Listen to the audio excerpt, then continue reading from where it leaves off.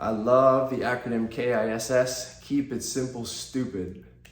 And the reason why is because I was guilty of not keeping it simple. And when it comes to tattooing, tattooing is already difficult. Take for example, if you're doing a drawing, you've got a pencil, you've got a piece of paper.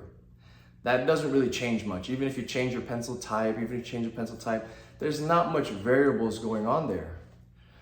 If you're doing a painting, you've got the same set of paintbrushes, you've got your paint, your oils, your acrylics, then you've got a canvas or wood panel. Yeah, you can change the medium a little bit, but for the most part, you're using the same one.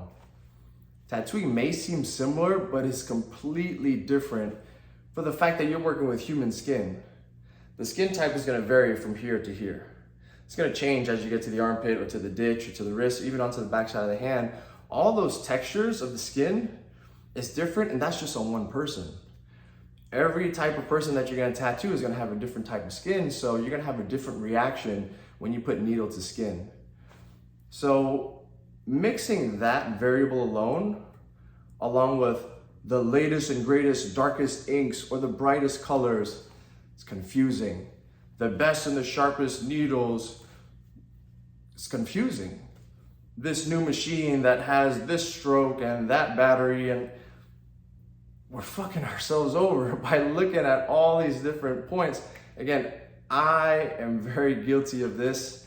I remember when I was starting out, we were using coils at the time. Started in 2011 tattooing, and everyone had all these different coil machines. There's all these machine builders out there. And it's like, what's the best one? Well, it's a nickel gap, or it's a dime gap, or this one has a longer stroke, or this one's softer, it's harder, or this is better for color packing. Too many different variables. And even if one person that you listen to gave you the golden set of tools, the next 10, 20, 30, 40, 100 artists that you talk to are gonna have different opinions based off of their experience, what they were taught, and what their preference is. It was already confusing enough, and as you're starting out and you don't have a lot of money, you wanna know what's the best tool to get? What's the best bang for my buck? Keep it simple. We have everything that we need already when it comes to our bodies, our machines. We should be able to do the workouts that we need with just straight up body weight. I've got a couple minimal stuff that I need, but same thing with tattooing. If you have a machine already, most likely it's good enough. You can give the worst machine to one of your favorite tattoo artists, they could probably make it work. You give the best machine to someone who's just starting out, they're likely not gonna be able to get it to work. It's about learning how to use your tool, and don't get caught up with what the next latest and greatest machine is. Again, I was very guilty of that, just buying the next best machine because we're trying to figure out how do we make our work better. And it is our duty, our obligation to keep searching for the best tools, but only if you've found the most use out of what you have and you've nailed the fundamentals already. Otherwise, you're going to introduce a new factor of a machine with the next darkest black ink that someone else is telling you about, mixed with this new brand of cartridges. There's gonna be too many different variables. Keep it simple. Stick with what you have for a longer period of time, and that's what I did from about 2011 to 2014. I was using the same set of coil machines. I had Mickey Sharps for shading, I had a Lucky Supply liner for lining. That was it. And if I needed another one, I got the same Mickey Sharps, I got another one from Lucky Supply, and that was it. I kept that for a period of time. 2014, I was introduced to the Bishop Rotary. Fernie Andrade was working at our shop. Robert Foe, my brother, he was using that. Franco Vescovi came by, and I was like, you know what? All these greats that I were looking up to, they had great things to say after using coils for a long time. Let me get my hand on some of these. From about 2014 and on, I've been using rotaries just because of the simple factor of we don't have to worry about the adjustable spring. The stroke is always about the same. It was just so simple and lightweight. It didn't vibrate much. That was what worked for me, and I stuck with that for a long period of time until I got really comfortable with it. Then I decided to try some Dan Crubins or some Cheyennes or some FK. Whatever the brands are, it doesn't matter.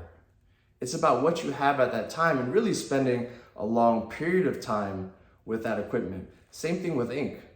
I started out with Dynamic, with Talents. That's what was like the gold standard at the time. And throughout the years, I eventually tried some other brands out.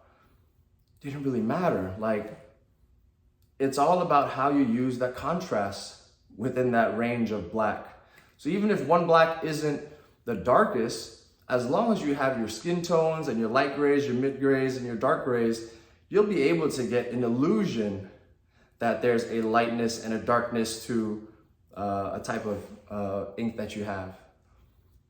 The one thing that I will say makes the biggest difference is your needles. It's not the branding, it's not whether it's bug pin or long taper or cartridge or needle bar. Like, it's the sharpness of the needle, and it's not about the brand.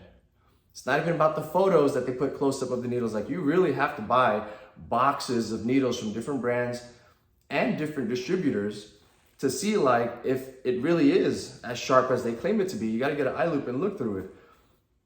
So if you got your skin that's changing, you've got your machines that are changing, you've got all these new inks, you've got all these different needles, like, keep it simple. Stick with what you have and work on the thing that you really need to, which is like your skill set in your hand. Same thing with your fitness. Like, don't worry about buying all the latest and greatest equipment. Go into, like, do your body weight, do your pull-ups, do your push-ups. Like, keep it simple, stupid. Like, that's what I've been doing for so long, is like, I'm trying to remove all of the distractions. I'm at a place now where I'm doing that with my life. It's the same thing, like getting rid of a lot of things, simplifying, so that you have more energy to focus on the task that's at hand. But if you have to wake up and worry about, what am I gonna wear today? What am I gonna eat today? What kind of work am I gonna do? What's my tattoo setup gonna be like? All this mental energy that you're spending is so valuable. You have to really put it into a proper container to use it. This is your container. How are you gonna use it? So think about all the things that are being complicated in your life, in your tattooing, in your routines, and figure out how you can simplify it and create a system to be able to make it much easier to get through whatever the task at hand is.